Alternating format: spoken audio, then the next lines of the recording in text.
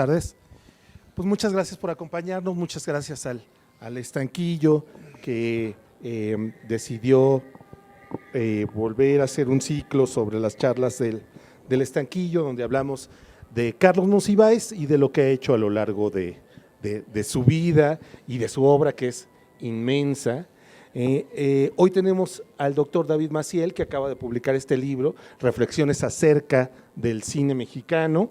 Lo van a poder encontrar en todas las librerías educales, supongo que en otras, y aquí mismo, sí, por supuesto. Entonces, si alguien lo quiere adquirir hacia el final, para que de una vez le firme el doctor el libro. Doctor, si le parece, comenzamos hablando cómo conoció a Carlos Monsiváis, en qué circunstancias. Con muchísimo gusto, a mí me encanta hablar de esto. Yo tuve la gran fortuna en mi primer año de estudios de doctorado, que fue a principios de los 70, yo obviamente pues ya había leído yo mucho a Carlos. Yo estudié en mi doctorado Historia Latinoamericana con énfasis en México, y dentro de las subcategorías de la historia mi pasión era la cultura. Entonces pues Carlos para mí era la figura ejemplar. Entonces tuve la gran fortuna de que se organizó en Los Ángeles propio un congreso sobre el México contemporáneo, y uno de los conferencistas magistrales era el propio Carlos. Entonces pues yo encantado, ahí estaba primera fila, terminando fui, me presenté, le dije que quería tener conexión con él, que pues quería aprender más de él. Me dio luego su teléfono, me dijo que lo llamara a México, y así principió una amistad y una relación de mentor-discípulo hasta que falleció Carlos. Entonces pues él, sin la más mínima duda, de todos los profesores que he tenido y todas las amistades, fue mi gran mentor, aparte de mi gran amigo. Y además tengo entendido que viajaba a los Estados Unidos y regularmente sí, se veían allá. No, incluso lo llevé yo a todas las universidades de que yo enseñé, a otras que poco a poco supieron mi amistad con Carlos y me pedían que les ayudara a llevarlo a congresos o a conferencias o a reuniones o mesas o todo eso. Sí, y a él le gustaba mucho venir a Estados Unidos. Algunas hasta las rechazó, sé que lo leí en el libro, algunas decidió que no quería dar clases, por ejemplo. No, por eso lo narro en el libro, porque fue algo curioso que la Universidad de California en Riverside me llamó un día y me dijo, oye, pues recibimos un fondo, una donación muy generosa para establecer una cátedra así de máximo prestigio, y quisiéramos incluir a Carlos Monsiváis en esta cátedra.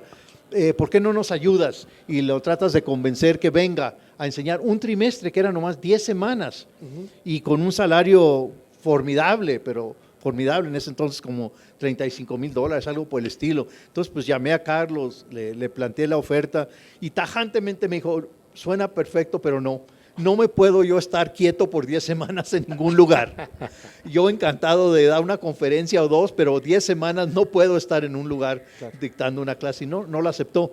Él le gustaba ir por cortos periodos, pero no por largos. No por largos. ¿Y cómo era recibido allá? ¿Cómo era vista su figura? Era excepcionalmente conocido Carlos por muchas razones, no nomás por su obra sobre México, que pues todos los que nos dedicábamos a estudios latinoamericanos, estudios mexicanos, estudios chicanos, pero Carlos tenía también otra faceta singular de él, que también es una gran laguna, que quisiera hacer eso como otro libro posterior, que escribió excelentes ensayos sobre la frontera México-Estados Unidos y sobre los chicanos, sobre las relaciones culturales México-Estados Unidos, que también, como escribía sobre todo bajo el sol, pero esa también era una gran fascinación con él, y tampoco se le ha dado el crédito o se ha recopilado esta faceta, esta parte de la obra increíblemente valiosa, novedosa, creativa, como era todo lo de Carlos. Claro, pues ojalá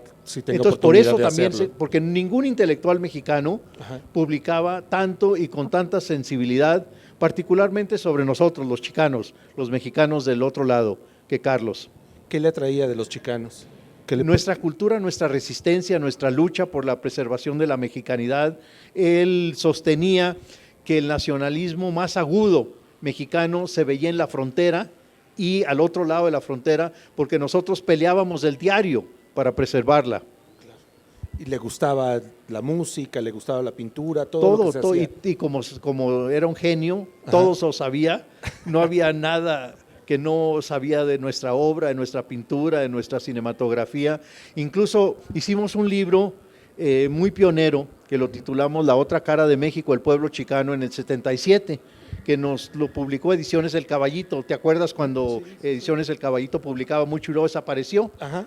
Pero entonces hicimos esa compilación y nos dijo el presidente o el editor de Caballito, Manuel, ahorita se me escapa su apellido, Gallo, no me acuerdo, pero entonces él nos dijo, pero hay que conseguir un prólogo de un académico porque no nos conocían. Entonces él tenía como viéndolo de análisis de mercado, claro, que alguien nos diera un empujón. Pues ahí fui luego con Carlos, me parecía que era ya. No tuve que pedirle el prólogo 2 veces y fue el primero de 2 prólogos que me honró Carlos con libros míos en el 77. Y ahí incluso estoy usando un párrafo de él, de la portada del libro, de La otra cara, en donde dice que es imprescindible que México conozca a los chicanos y da varias razones allí. Claro, pues ojalá lo tengamos pronto, doctor. Por lo pronto, si le parece, podemos hablar de este libro que sí lo tenemos y que está al alcance de todos. ¿Cómo no? Carlos Monsiváis y el cine fue una de sus pasiones. Entonces, ¿cómo abordar esta vez Carlos Monsiváis y el cine? Pues yo creo que de muchas formas, pero platicaré un poquito los orígenes de este libro, por qué llegó a ser. Hace como poquito menos de 4 años me hizo una muy grata invitación la Universidad de Harvard sobre dictar una ponencia sobre la obra de Monsiváis. Tenían ellos 2 días de encuentros sobre escritores de México del siglo XX. Entonces, pues rastreando la vasta bibliografía sobre Carlos, quería yo actualizarme y ponerme al tanto y ver lo que otros habían dicho. Encontré que había muchísima obra muy valiosa, muy creativa, muy erudita, pero que olvidaban 2 facetas de Carlos. La mayoría de los antologistas o estudiosos, una de ellas era sobre el cine mexicano, sobre sus textos, sobre el cine mexicano, como que todos lo daban por dado, pero que no le daban la importancia que sus crónicas, sus ensayos, sus libros. Entonces, si nosotros analizamos la productividad sobre Carlos, vemos esa gran laguna. La otra es la frontera, claro, México-Estados Unidos. Entonces, habría una excepción que sería Ignacio Sánchez Prado. Bueno, sí, en el librito, pero tiene nomás como 2 ensayos de Carlos, claro, que me fue muy valiosa porque tiene una excelente bibliografía sobre Carlos y allí me sirvió mucho esa bibliografía y yo aparte yo conozco muy bien a Ignacio Sánchez Prado, sí, claro, es muy amigo y muy buen colega. Es un hombre muy inteligente. Sí, y muy versátil en su estudio sobre la cultura mexicana. Y además tiene digamos, se perfila mucho sobre el cine, ¿no? Sí, también pues tiene un libro que se titula Neoliberalizing Mexican Cinema. Entonces, pues yo le presenté esta idea a Alejandro Pelayo, como sabemos, el actual director de la Cineteca Nacional. Le dije, oye Alejandro, mira, me encontré con esto, que hay un gran olvido de la obra de Carlos Monsiváis sobre el cine mexicano. Entonces me dice Alejandro, bueno, ¿qué propones? Le digo, pues concretamente este libro. Y como ven, pues me honró la Cineteca de publicarlo, le pareció genial la idea a Alejandro, quisiéramos esta recopilación, me becó 2 alumnos que me ayudaron mucho porque, como ustedes saben, el gran problema de hacer trabajos de este tipo sobre Carlos es que publicaba como que si no hubiera un mañana, para comenzar, y luego publicaba en todas partes y en todos países, no nomás México, sino América Latina, España, Estados Unidos, etcétera. Entonces, pues la gran tarea principal era recopilar material. Claro. Algunos éramos muy conocidos como sus artículos en intermedios, sí, o algunos otros textos que tenía la historia de la cultura mexicana del Colegio de México, que tiene una amplia texto de Carlos sobre cine mexicano, pero había muchos, mismo, pero había muchos que no, que estaban muy dispersos. Claro. Entonces, esa fue la primera gran tarea. Luego la segunda fue pues hacer una selección, porque si publicábamos todos, hubiera sido como 4 tomos. Sí. Entonces, y se quedó mucho fuera. Bueno, sí, porque también hay cosas que publica Carlos, como 5 ensayos sobre Gabriel Figueroa. Pues digo, casi sería un tomo como tal, uno de 89 páginas sobre Gabriel Figueroa.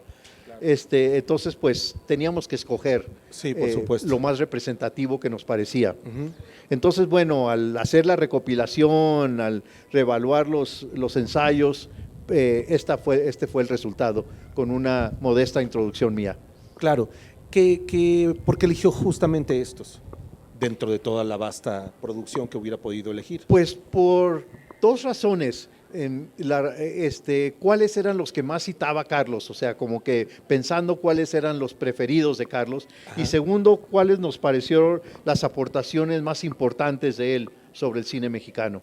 Muy Esto bien. fueron más o menos el criterio. Claro.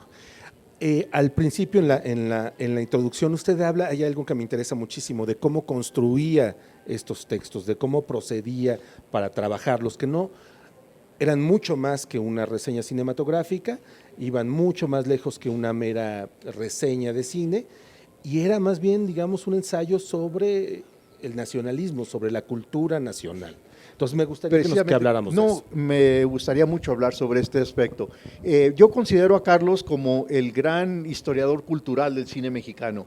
Por eso también yo creo que yo tenía tanta cercanía intelectualmente con Carlos, no más por su erudición, sino porque él hacía lo que está de moda hoy día, que es estudios culturales. Sí, es verdad. Y me acuerdo que una vez le preguntó una persona en el público de una conferencia, bueno, maestro, ¿y usted en qué escuela de estudios culturales se categorizaría y todo esto? Ya saben que nunca falla de ver a alguien así en un público. Y entonces Carlos le comenzó, miren, yo no me apuro con nada de eso, yo hago estudios culturales, punto. Claro. Entonces, y es cierto, él fue muy pionero cuando no estaba de moda estudios culturales, ni se hablaba de esto. Sí. Lo que quería definir Carlos es que él tomaba, como sabemos, cualquier práctica cultural, fuera cine, arte, y la contextualizaba. Entonces, Carlos todavía, a mi parecer, lo hace sobre el cine mexicano mejor que nadie hasta la fecha, de contextualizar el cine mexicano dentro de la sociedad, la política, la ideología, los sexenios, y lo planteaba muy bien. O sea, usaba tanto el cine como la música, como la literatura para interpretar a la sociedad y a la cultura mexicana. Así es. Antes de entrar a eso, me gustaría que a lo mejor intuyéramos un poco de dónde venía su gusto y su interés por los estudios culturales. ¿Qué serán sus lecturas de Susan Sontag? ¿Serán sus lecturas de Benjamin? ¿De dónde vendrán todas estas Pues yo estas creo ideas? que era su inquietud intelectual, que como leía todo, y Claro. todos los teóricos y todos los escritores y todo, y como que también el fuerte de él era eso, ¿no? De incluir una vasta influencia de muchas en su obra.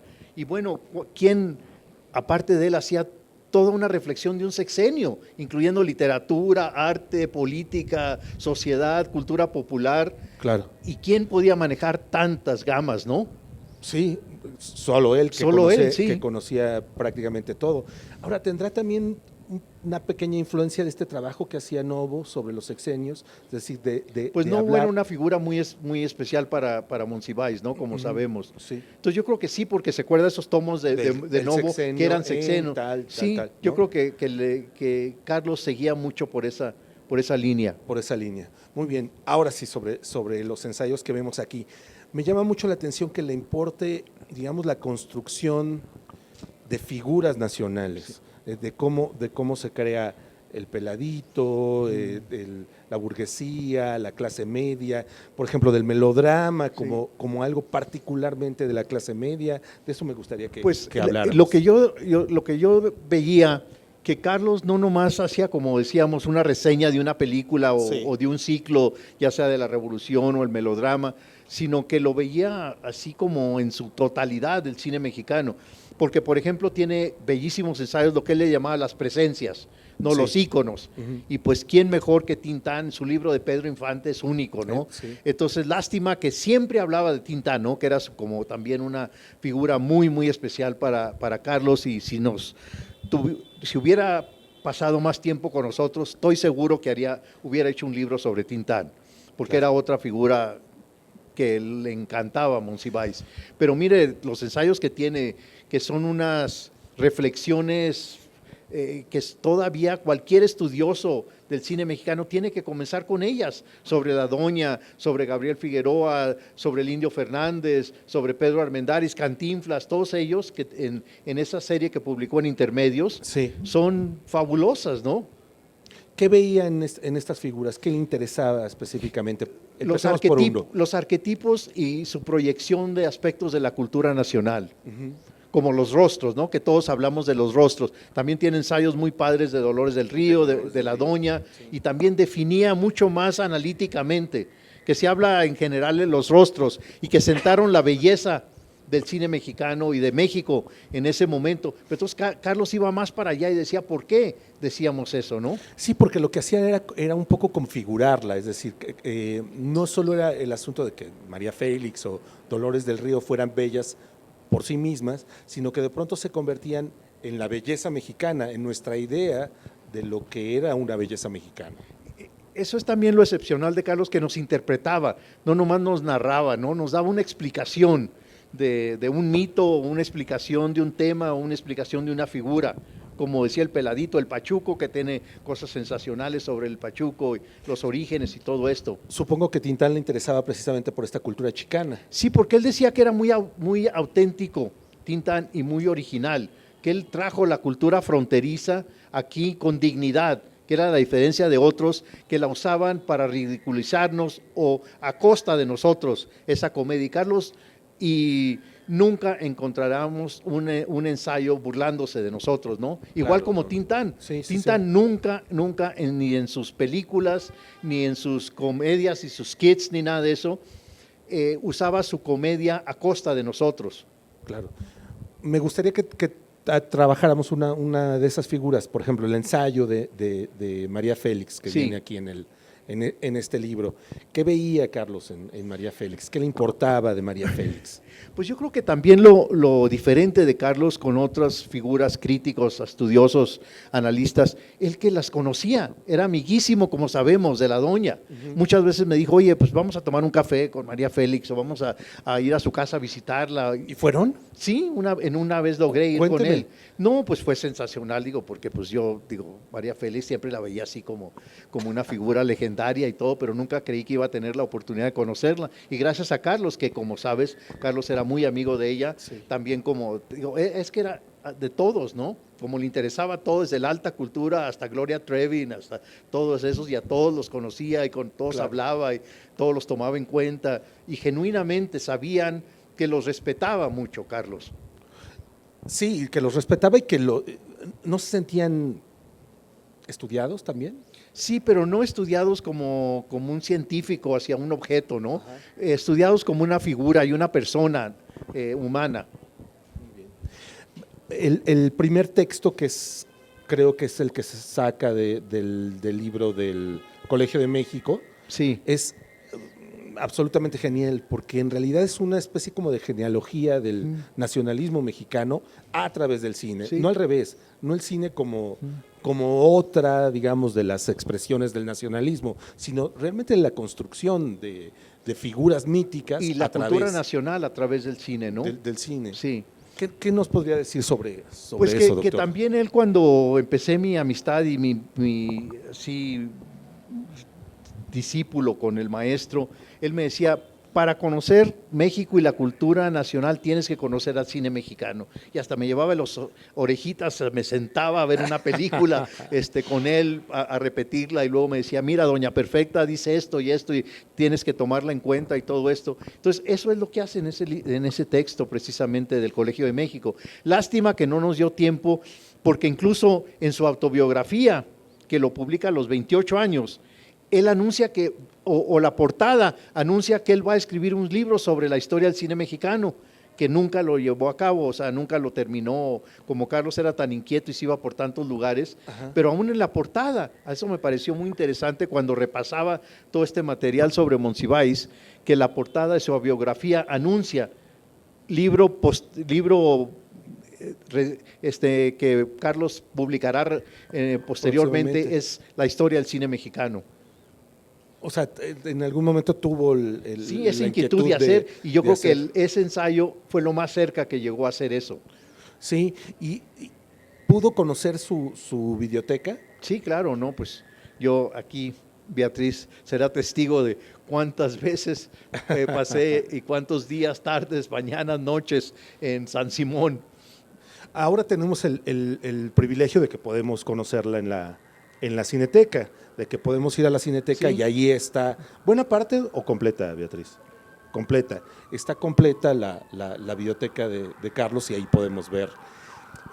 Porque finalmente es ver a Carlos, ya vemos las películas, gracias a estos ensayos además, a través de la mirada Bueno, de y fíjese, Monsiváis. usted me preguntaba sobre cuando iba Carlos a Estados Unidos. Sí. Yo ya sabía que iba a tener que pasar casi un día entero llevarlo shopping. Y entonces era shopping a libros, a música y a películas. ¿Y qué No, también una gama, pero es lo que era increíble de Carlos, todo, o sea, todo quería ver y todo quería comprar. Y a veces me pedía que le consiguiera tal película que no la había visto o que no se acordaba de ella. Me acuerdo de una de guerra, de la Segunda Guerra Mundial de John Wayne, The Flying Tigers, ¿no? Del escuadrón ese muy famoso. Sí. Y no la podía conseguir Carlos y me pidió que se la consiguiera. O sea, que sus gustos eran tan variados que hasta una película que pues no es tan importante ni tan gigantesca en la historia del cine de hollywoodense, hasta esa les importaba. Era su Amazon antes de que existiera Fácil. el Sí. Amazon. Le gustaba toda clase de cine, incluso, digamos, Pero fíjese que, déjeme interrumpirlo, no era gran fan del cine contemporáneo mexicano. Esa es una de las cosas que Ignacio Sánchez Prado lo pone por ahí en alguno de sus textos. ¿Por qué no le gustaría o por qué no le gustaba? Estaba muy desilusionado con la calidad y los recursos que se invertían y que no veía el tipo de cuestiones novedosas, de cuestiones a la altura de cines de previos. Creía que esas generaciones no estaban a la altura que deberían de estar o que recibían mucho dinero y el resultado no se veía. No se veía. Ahora, para él el cine contemporáneo mexicano era que 80s, 90s. Post 70s. Después de los 70 sí, ya no. No, incluso me acuerdo que una vez me invitó, mejor no menciono el nombre del director, que me invitó a su de su película en Los Churubusco, y a mí se me ocurrió invitar a Carlos que me acompañara y fuimos a verla. Y me dijo, que lo narro en el libro, jamás me vuelvas a hacer esto en mi vida, nomás qué porquería y qué pérdida de tiempo. Te estoy diciendo que estás tú absolutamente perdiendo tu tiempo y regrésate a la época de oro. Claro. Ahora lo irónico y lo triste para mí es que estoy haciendo un libro sobre la época de oro y Carlos no está aquí. Claro. Que por fin le iba a dar la razón y decirle, tenías toda la razón y estoy enamorado de la época de oro y quiero ya nomás dedicarme al estudio de época de oro, que me dijo que por ahí debería de haber seguido toda mi trayectoria de investigación. ¿Qué le llamaba la atención de ese cine en particular? Ante todo que él decía que era el cine que había estado más arraigado al pueblo, más cercano del pueblo, por sus historias, por los temas que trataba y que los otros cines se habían alejado mucho de la sociedad. Y que era una suerte como de construcción de ida y vuelta, es decir, el pueblo no solo aportaba, digamos, las historias que podían filmarse después en este cine, sino que el cine educaba, era una suerte como de educación sentimental, moral, ética, social, el cine que iban a ver en esa época, ¿no? Bueno, y que estaba hecho para la familia, ¿no? El cine. Digo, se cuidaban mucho de la censura, pero aparte de la censura, estaba hecho cine familiar. Sí. En la época de oro, sí, porque fíjese, no había desnudos, no había violencia gráfica, no había este tipo de cosas. Pero no me imagino, por ejemplo, a La Mujer del Puerto, ir con la familia, o si era bueno, familiar. En eso tiene razón, pero era una historia muy conocida, ¿no? En México, digo, el claro. tema de la historia, o sea… Pero como era incesto y todo este asunto, sí, pero más que prostitución, pues era tema muy vigente en México, ¿no? Sí, de lo que se hablaba además en los boleros y sí. que era un tema que se traía en todas partes, digamos, no era tan, bueno, no sé si era mal visto, pero en todo caso era bastante escuchado y visto en todo pues yo caso, creo que ¿no? también lo que Carlos decía, que como sabemos todos, aunque todos nos critican que somos demasiado románticos con la época de oro y todo esto, pero todos el talento era increíble en la época de oro. Yo creo que también eso le fascinaba a Carlos porque escribió también sobre la fotografía de la época de oro, escribió sobre los guiones, los escritores, Mauricio Magdaleno, toda esta gente y luego los directores. Y los extras le encantaban esa especie como de trivia de quién era el que estaba sentado hasta el fondo. Hasta eso se sabía. Hasta eso se sabía, Sí. ¿no es cierto? No, él te podía narrar toda una historia de cada escena en una película, sí. ¿Se la sabía de memoria? Todo se sabía de memoria. Podía Sí. actuar una escena, bueno, Sí. si no actuar, Y luego decirla. una fase pues que sí lo trato mucho en el libro, que pues no es tan importante como otras, pero a mí me pareció divertidísimo, que participó en 16 películas, digo, en 12 películas como extra. Así es. Y como bit, así que sale, bueno, la más extensa es Los Caifanes, en donde sí sale en una escena muy larga, en Los Caifanes. No, es irreconocible en los Caifanes, Sí, en porque realidad. anda como Santo Claus con una barba y Claus, todo ajá. eso, sí. ¿La voz es suya? ¿O la voz en los Caifanes no es, No sé. no es suya? Sí, es suya, es de- Beatriz.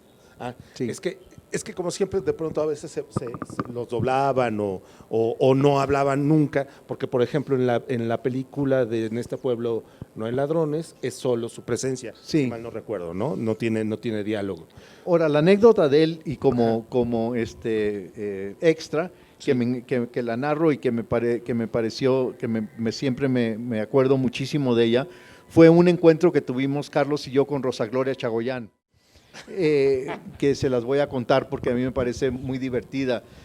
Un día me encuentro a Carlos y le digo, estamos platicando y le digo, oye, adivina con quién voy a desayunar mañana. Y dice, no, pues no, ¿con quién? Con Rosa Gloria Chagoyán, que se recuerdan ustedes, en cierto momento Lola la trailera, pues pegó famosísima, muchísimo sí, y era claro. como la figura del cine de acción. Y yo estaba redactando un librito sobre el cine de frontera, entonces pues, era clave para mí entrevistar a Rosa Gloria Chagoyán y ella muy gentil, muy amable, me dijo, sí, yo te invito a desayunar, platicamos lo que quieras mañana en el Sambors de Chola. Entonces le digo a Carlos, pues voy a desayunar con Rosa Gloria mañana a las 9. Yo voy. Me dice, ay, yo creí que me estaba tomando el pelo, pero ahí aparece Carlos. Y no nomás apareció, sino me ayudó muchísimo con la entrevista. Pero fíjense esto, fíjense nomás qué maravilla. A la mitad de la entrevista se pone Carlos a cantarle enfrente de todo mundo todo el corrido de Lola la trailera a Rosa Gloria Chagoyán. Pues ella estaba fascinada en las nubes, ¿no? Pues teniendo a Monsiváis cantándole el corrido de Lola la trailera. Entonces, Claro. pues quedó tan fascinada que le dio una parte en Lola 2. Sale Carlos de jefe de narcos en una escena. Prometo buscarlas, la verdad es que Sí. no la he No, visto. pues es chiquita y sale en una moto y todo, pero sí la hace, ¿En serio? la hace de uno de los jefes de narcos. Estas partes en donde aparecen las películas, ¿se las ofrecían los directores o él a veces decía, me gustaría participar en tu película? No, se las ofrecía a nosotros. La que ha sido para mí un misterio, y hasta él tiene una crónica larga sobre Zapata de Felipe Casals.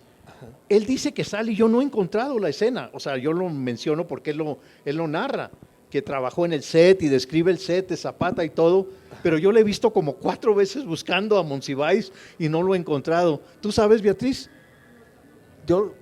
Pero él lo habla del set y que estuvo allí, que participó, pero Debe traer un sombrero tan Pues, grande que a lo tan mejor alto. que no lo vemos. Sí. ¿Le gustaba? ¿Le gustaba participar? él le encantaba esas cosas, esas puntadas, ¿no? Y se divertía mucho. Sí. ¿En qué otras películas lo encontramos? A ver, Tajimara, En Tajimara, en esa famosa escena de la fiesta, sí. que además está todo el mundo, si Sí, mal sí, no sí. recuerdo. Está Sí. Buñuel sale allí, sí, ¿Buñuel sale ahí o sale en este pueblo no hay ladrones? ahorita me quedó la duda. Porque Buñuel sale como cura en este pueblo no en ladrones. Sí, a lo mejor allí sí, Sale sí. incluso haciendo Sí, una sí, sí. homilía, alguna cosa ahí. Y en Tajimara es en la famosa fiesta donde está García Ponce, donde está Felgueres, Sí. donde están prácticamente Que es todos como los una pintores fiesta. de la ruptura. Sí. Que además pude hablar alguna vez con Felgueres y me decía que era una fiesta real, es decir, que todo el mundo realmente estaba bebiendo y bailando y que se estaba filmando al mismo tiempo, lo cual debió haber sido bastante divertido, ¿no? Tenerlo ahí. Sí. Entonces se divertía mucho con, Sí, con esas secuencias. Y lo curioso del caso es que, aunque no le tenía el respeto ni la admiración al cine contemporáneo, le gustaba estar entre los cineastas. Sí los conocía a todos, ¿no? Y entonces sí iba a sus fiestas, él me invitó a varias de ellas y todo. Entonces se llevaba bien con ellos, pero no era su pasión el cine contemporáneo mexicano. Por eso me llamó la atención que ahorita me dijera lo de Lola la trailera. Supongo que era un cine que no le interesaba. No, pero lo conocía, o sea, de todos modos veía todo. Sí estaba muy De al todos tanto, modos veía todo. aunque decía que era abominable y que estaba perdiendo mi tiempo como investigador, todo eso. De todos modos él sí lo conocía muy bien. Además del asunto del pueblo que ya acabamos de señalar, ¿qué era lo que no encontraba en el otro? ¿Los diálogos, el guión? ¿Qué le parecía que se había perdido? Pues fíjese que no, ahora que lo estoy pensando, no abordamos tanto el tema. Yo le entregaba mis textos, porque yo comencé estudiando al cine contemporáneo. Cuando él me dijo, estudia el cine mexicano, pues me metí a conocer lo más fácil que era ver el cine actual en esos momentos, Claro. 70, 80 y todo esto. Y no lo discutíamos tanto, porque yo qué veía lástima. que había cierta Resistencia. resistencia de Carlos y como que siempre me regañaba porque creía él que debería estar haciendo otras investigaciones. Tenía, si no estoy mal informado, un famoso cineclub en su casa. Sí. ¿Cómo sí. se llamaba? ¿Qué hacían en ese? No, pues digo, yo nomás asistía 2 veces cuando había otros invitados Ajá. allí que nos poníamos a ver una película que él escogía y luego la discutíamos y todo eso. Él la escogía. Sí. No se valía. No, digo, no sé cómo serían en otras ocasiones, pero en las 2 que me invitó, él sí sacaba una película, como cuando me llevaba a mí a ver esta, que le parecía imprescindible que la viera en ese momento. Ajá. ¿Y cuáles vieron en esas 2 ocasiones? Vámonos con Pancho Villa, por ejemplo, me qué acuerdo. maravilloso. Nosotros los pobres, Claro. Doña Perfecta, que era muy predilecta de Carlos, porque él decía que ese era el papel de Dolores del Río. Ajá. Vámonos con Pancho Villa. ¿Vieron las 2 finales o solo? No, nomás vi la final, que ahora es la que circula, ¿no? Que es la que donde se van al final. No ese final. No es la final el tremendo trágico y de tremendo, que mata a Pancho Villa a la familia y luego le dice, pues ya no tienes tienes familia, ahora nada sí. que impedirte que te vayas, vámonos. Vamos. Sí. Entonces era el final, digamos, tradicional. El tradicional, sí. ¿Pudo ver el otro? Lo vi Seguramente. después en la Filmoteca, una copia que tenía en la Filmoteca. Hay otro de los textos aquí que me interesan mucho, que es el suyo sobre mitologías. Sí. ¿Qué le interesaba señalar en cada uno de sus textos? Porque además son pequeños apartados. Sí, bueno, como le decía, lo que yo traté de hacer de la selección es escoger también el valor y la originalidad de los textos de Carlos sobre el cine mexicano. O sea, cosas que no se habían dicho por muchos otros estudiosos. ¿Qué resalta usted? ¿Qué Bueno, encontró resalto usted que no había encontrado los otros? que sí había ciertos mitos que se habían creado, que él decía que se deberían de tomar en cuenta, pero también a la vez entender que eran mitos, que no eran tan apegados a la realidad como se debería también de tomar en cuenta. ¿Cuáles? Pues algunas figuras, ¿no? Como digamos Niñón Sevilla o las rumberas, que se debían de estudiar tanto como digamos como de aspectos sociológicos. Él no lo decía como tales, claro, pero más apegados a la sociedad y no nomás a la belleza de las rumberas o a su destreza como bailarinas o todo esto. Sí. ¿En dónde veía la mitología que le parecía que no era real? Que nomás se enfocaba digamos en la destreza como rumberas, como tales, sí, pero que era también un aspecto social muy importante y que se debía de tomar más en cuenta de esto. Como él me dijo, yo no tenía ni idea de esta película Víctimas del Pecado, que es también de Niñón Sevilla, ¿no? Sí, claro, una de las más famosas. Entonces, que esa no enfoca lo rumbero de Niñón Sevilla, sino esta historia muy trágica. Claro, y entonces, creo que en esa ni baila. Yo creo que ni baila, ¿no? Creo que en ni esa, bailas sí. en Pero esa está película. muy bien. Sí, entonces, sí. Y le gustaba mucho a Monsiváis esta película. Sí. Y entonces él me decía otro aspecto de ellas que no se decía tanto, por eso va ese título de él, de las mitologías del cine, que unos aspectos no se tomaban en cuenta como deberían de enfocarse. De tomarse en cuenta. Que es algo que hacía también, digamos, en otras artes populares o tradicionales. Por ejemplo, cuando habla sobre Agustín Lara, todas sus canciones sobre las prostitutas. De inmediato él habla de cuántas prostitutas había en la ciudad, Sí. cómo eran tratadas, dónde vivían, con qué medios vivían. Es decir, lo refleja de manera social e histórica. Y analíticamente, esa es también la diferencia de él, ¿no? Sí. Que no nomás nos narraba algo, sino analizaba algo.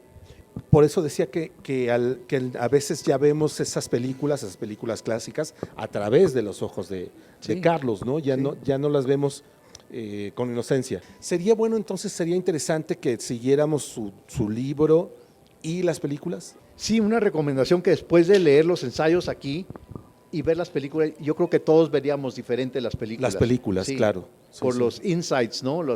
Digamos, los aciertos de Carlos. Bueno, y que nunca nos cansamos de la época de oro, ¿no? Tanto es así que pues, las pasan en la televisión constantemente. Allá todos los canales de paga, casi todos se enfocan en época de oro, obviamente porque pegan. Claro. Pero también yo sugeriría que vieran los ensayos de Carlos y nos harían todos pensar y hasta apreciar más a la época de oro. Otro de los temas que tratan en mitologías, no solo el asunto de las rumberas, ¿cuáles otros tratan? No, pues las figuras como Pedro Infante y Jorge Negrete, ¿no? Los grandes, digamos, machos o figuras así, ejemplares como galanes. ¿Qué le interesaba a Monsiváis de estos dos Pues personajes? a él, Jorge Negrete no era su máximo, él incluso se ridiculizaba mucho a Jorge Negrete, pero a Pedro Infante le encantaba, como que veía, Temo decir que todo veía México los estaba de acuerdo. los dos extremos. No, pues a Jorge Negrete siempre me decía que era muy arrogante, que era así una figura muy rígida, y aparte yo creo que lo que lo atraía mucho de Pedro Infante es su cercanía al pueblo, que es lo mismo que hacía Carlos, ¿no? Y le interesaba, por ejemplo, no sé, conocer a gente que los hubiera tratado, que los hubiera conocido, los buscaba, o no necesariamente, sencillamente se quedaba con las películas y decía yo, Pues a mí me interesaba no solo supe eso, esto. porque cuando él escribe, pues ya está casi ya la época de oro ya pasó, ¿no? Claro. Pero de todos modos, todavía existían muchos de ellos. Lo que acaba de decir me llama mucho la atención. Entonces, ¿es una visión nostálgica o no tanto? No, Nostálgica en el sentido no, sentimental y no, romántico. No, yo creo que uno pudiera decir eso, pero no para nada. Yo creo que él, como era gran apasionado intérprete de la cultura y sociedad mexicana, él veía la época de oro como que daba unas visiones importantísimas para entender y conocer esa década y esas dos décadas que son 40, 50, ¿no? 40, 50, sí. Sí. ¿Qué edad tendría Carlos?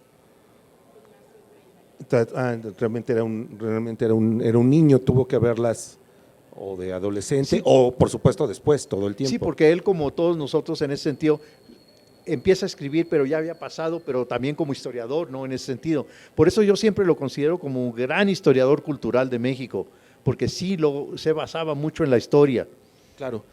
Y vuelvo a lo mismo, entonces no era una visión romántica, porque de eso se habla mucho cuando la gente escribe sobre el cine, Sí. sobre el cine de oro, que es una especie como de De nostalgia, de todo, de romanticismo, falso sí. Y que engrandecimiento de ese cine, que no era tan grande como, sí, como se quiere ver ahora. Sí, que lo alabamos demasiado. A mí me han criticado incluso en conferencias. Oiga, pero mire, que no, que a poco, que no, pues sí. ¿Cuál es la crítica más frecuente que se hace? Esa, la de que que soy demasiado elogioso sobre la época de oro y que no lo estoy viendo tan críticamente como que se debe, que la última etapa de Cantinflas es horrenda. Bueno, no hay la menor duda que eso, pero ¿qué tal la primera y qué tal digamos, la segunda, la mitad de la segunda? De todos modos son geniales, entonces bueno. Y le pregunto, total, estamos entre amigos, ¿no hay una gota de eso? Es decir, ¿no hay de esa nostalgia que puede sentir alguien que está en otro país y que ve estas figuras mexicanas con cierto romanticismo o no? Pues yo creo que no es inevitable, ¿no? Hasta cierto punto. Eso También sí. me criticaban mucho mis estudios sobre el cine de la frontera, que Yo me acuerdo que una vez le pedí a María Rojo que me acompañara a ver una de estas películas de los hermanos Almada. Me dijo lo mismo que Carlos, jamás me vuelvas a hacer esto en tu vida, traerme a estas cosas y todo. Entonces, bueno, pero uno como investigador pues tiene que ver la totalidad, ¿no? De una obra, todo, ¿no? Sí. Supongo que Carlos, a pesar de lo que ya acabamos de decir, que no le gustaba ese cine, de todos modos vio muchas películas malas de los 40 y de los 50 no. que también las había, Sí, seguramente, claro, ¿no? claro. Pero que les encontraba seguro algo. No, bueno, por ejemplo, pasemos del cine mexicano al cine universal. Él, como saben, también conocía el cine de Hollywood a la perfección y también mucha de la productividad de Hollywood es basura, pero Carlos lo veía todo. Pues esta de los Flying Tigers no es pésima, pero tampoco yo diría que es una de las grandes producciones hollywoodenses, pero Carlos lo quería ver y tenía curiosidad de ver todo. ¿Qué le gustaba a Monsiváis? Pues también Carlos me enseñó mucho, ahora que he tenido la fortuna de dictar algunas clases sobre Hollywood en la Cineteca Nacional, porque mi amigo Alejandro Pelayo dice que no tiene tanta gente sobre Hollywood que le gustaría y me ha forzado a meterme con Hollywood, pero me acuerdo hasta que lecciones me dio Carlos de Hollywood que ahora las estoy usando, como el western. A Carlos le gustaba mucho el western. Y, por ejemplo, tiene un ensayo maravilloso sobre John Ford. Y veía mucho western y yo pues no lo tomaba tan en serio. Ahora lo estoy tomando en serio y me acuerdo las pláticas con Carlos de esos géneros hollywoodenses. Agradecemos muchísimo que hayan estado con nosotros y estén atentos. A partir de hoy habrá charlas todos los meses con algún gran personaje, como el caso del doctor Maciel. Le damos muchas gracias. Muchas gracias a ustedes, por favor.